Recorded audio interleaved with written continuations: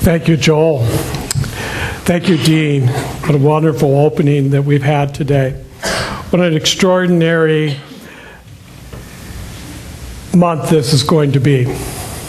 As I look about and see all of the changes that are going on, and I'm noticing that it's changed. It's all changed. We've taken the dividers away.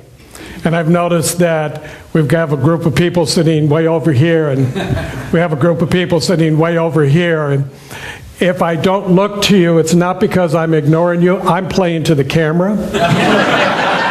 Okay.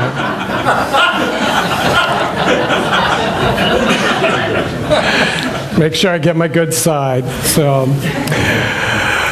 And it's spring and everything is in blossom, and Shirley brought in some beautiful roses. Thank you, Shirley. And I brought in some from mine also out on the foyer, so thank you, Michael.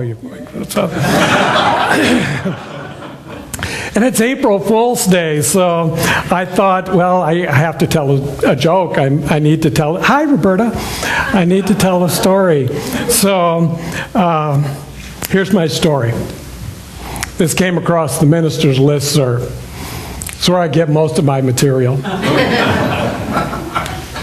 So there's a man who is stranded on a deserted island for years, all by himself. And one day a ship comes by and they rescue him.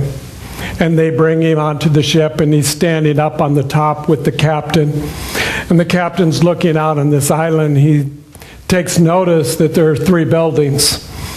And he says to the man, he says, well, I know you've been here for several years, alone by yourself. Why 3 buildings?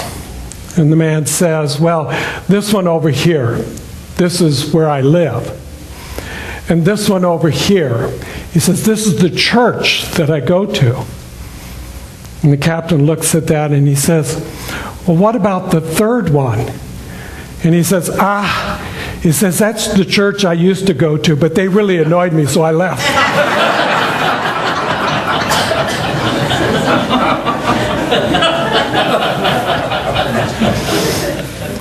Wherever you are, even when you are alone, you show up with yourself. So this month we are in the section of the Science of Mind textbook that we've been following day by day for those of you who have chosen to go along with us. And we are speaking about prayer. We're speaking about what it means to us. How is it that we use it so that it becomes effective?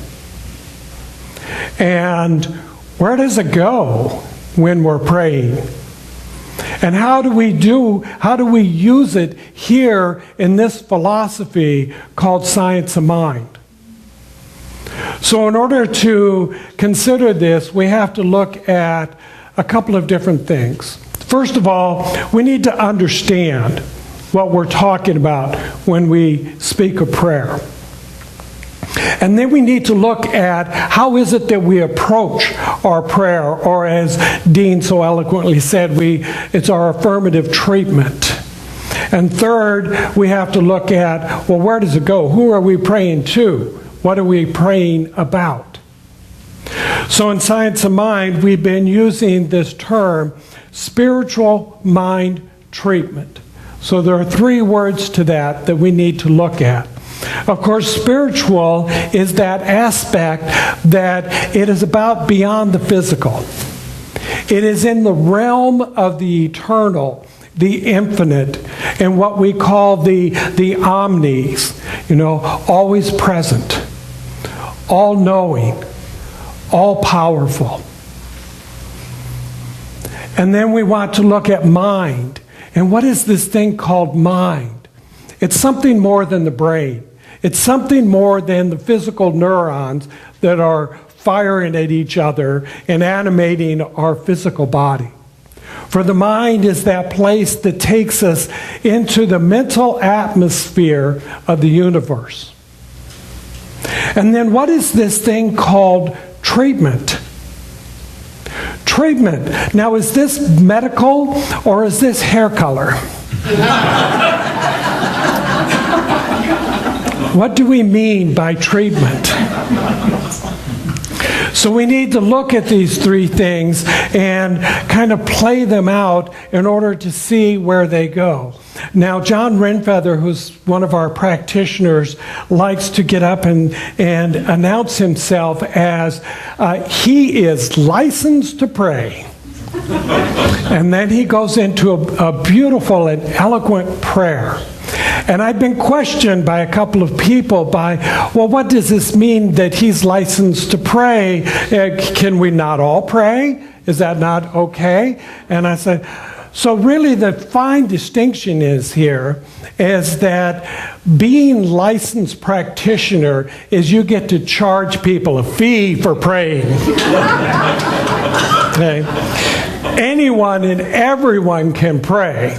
And we are all praying all the time. This is what we are doing in the spiritual realm, in that essence of who we are as the divine. Because each and every one of us is divine. Each and every one of us has a divinity within. It is that which gives us life. It is that which is closer to us than our very breath. It is that is the continuity, the eternality, and the infiniteness that continues to move forward and in an upward spiral that brings life into an expression and into an experience. That's the spiritual part of who we are. Each and every one of us is there. Each and every one of us by whatever name you call it, choose to call it God or Allah or divine nature or mother nature or whatever it is, there is a higher power. There is a higher presence. There is an infinite divine intelligence that is the creator of all that it is, and that never changes. Everything else is the expression, the manifestation, the demonstration of the one whole, perfect, complete. And all of this is subject to change. It is subject to the creative process. It is subject to the thoughts that are in mind that determine what will be the experience and the expression. And because each of us are a divine, individualized expression of that infinite intelligence, each of us has the power and the presence within to have the creative process by which we can, through our thought, create the form, create the experience, change the conditions in which we find ourselves. So you are responsible.